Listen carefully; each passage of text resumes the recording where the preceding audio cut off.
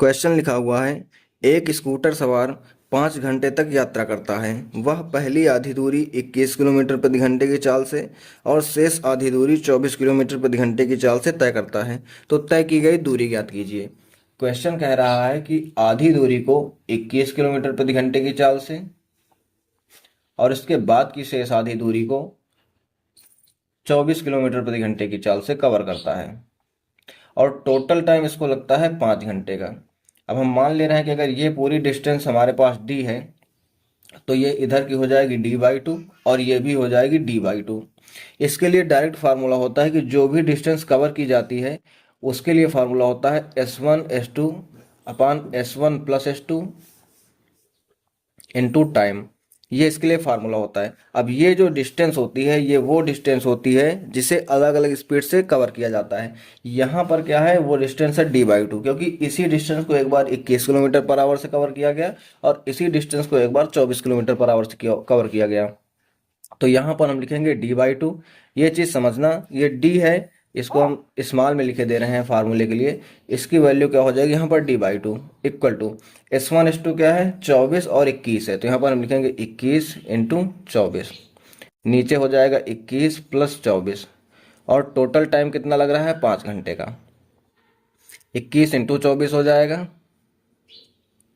21 और 24 को अगर हम ऐड करेंगे तो हमारे पास कितना हो जाएगा 45 इंटू 5। 5 से इसको काटेंगे तो 9 बार में जाएगा, 3 से काटेंगे 3 बार में, 3 से काटेंगे इसको 8 बार में, 3 से काटेंगे 1 बार में और 3 से काटेंगे 7 बार में। मल्टीप्लाई करेंगे तो आ जाएगा 8 7 56। ये वैल्यू है किसकी d/2 की। तो यहाँ से d की वैल्यू कितनी आ जाएगी 56 दूनी 112 किलोमीटर। ये हमारे क्वेश्चन का आंसर हो जाएगा। दूसरा क्वेश्चन देखते हैं। लिखा हुआ है, एक आदमी ने 20 किलोमीटर प्रति घंटे की चाल से चलते हुए एक स्कूल से एक पार्क तक की दूरी तय की। यानी कि स्कूल से पार्क गया ये 20 किलोमीटर पर आवर की स्पीड से। आगे लिखा है 5 किलोमीटर प्रति घंटे की चाल से वापस जाते हुए समान दूरी तय की। यानी कि वापस आया किस स्पीड से 5 किलोमीटर प्रति घंटे की चाल से।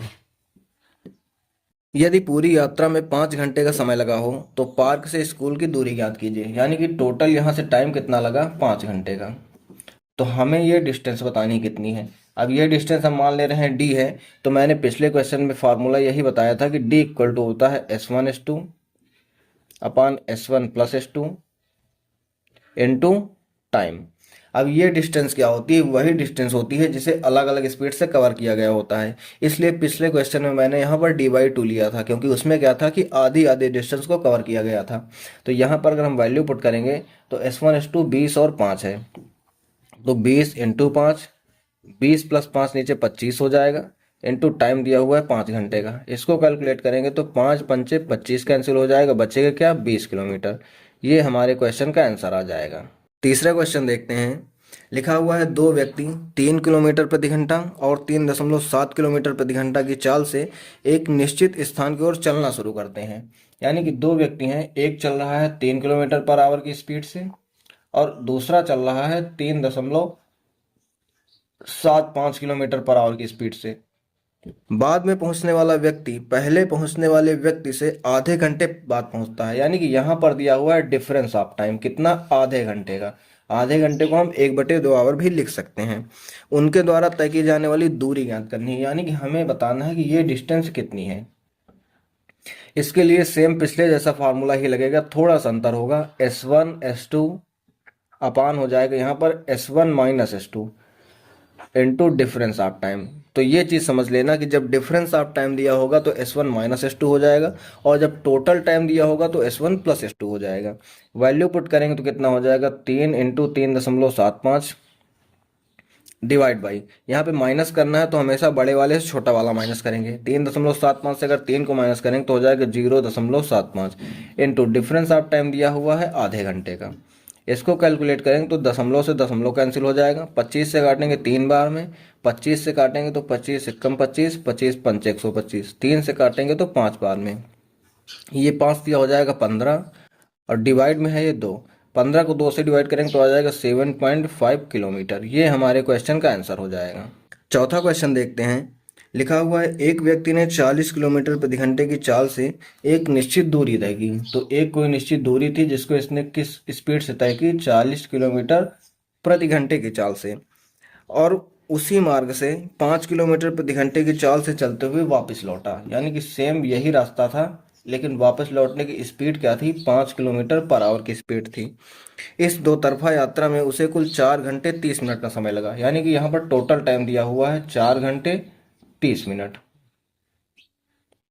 तो हमें बताना क्या है कि इस 4 घंटे 30 मिनट में यात्रा में उसने कुल कितनी दूरी तय की, ये हमें बताना है। यानी कि टोटल डिस्टेंस उसने कितनी कवर की, ये चीज़ हमें बतानी है।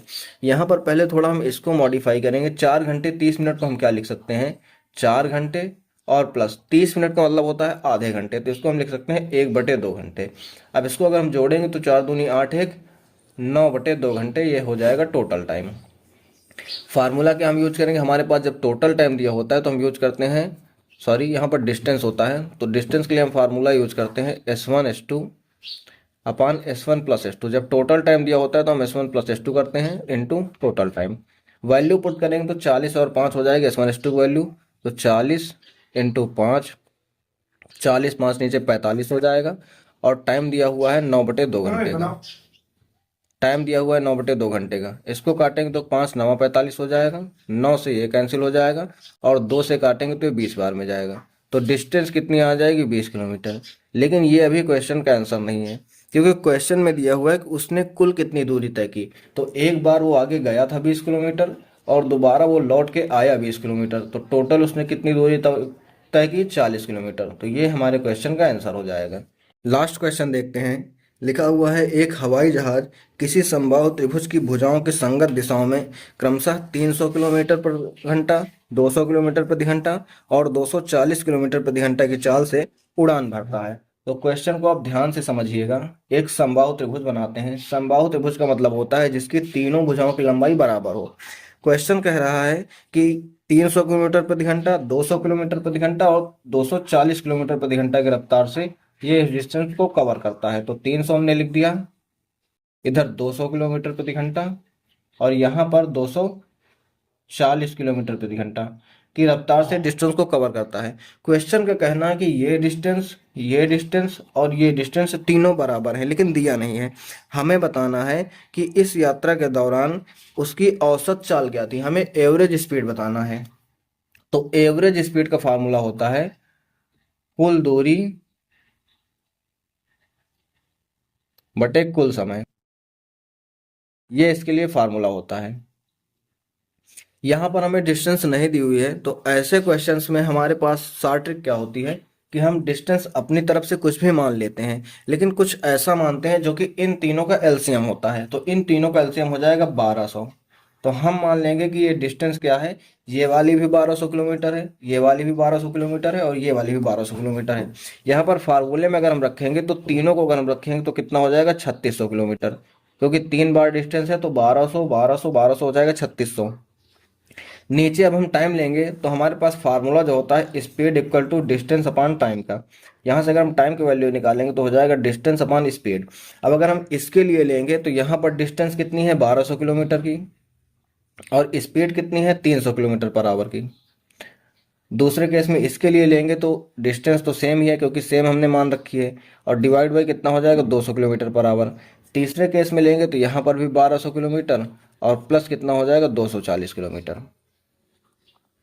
इसको अगर हम काटते हैं तो ये 4 बार में जाएगा, इसको अगर हम काटेंगे तो 6 बार में जाएगा, और इसको अगर हम काटेंगे तो ये 5 बार में जाएगा। ऊपर हो जाएगा 3600, नीचे आ जाएगा 4 प्लस का 6 प्लस का 5।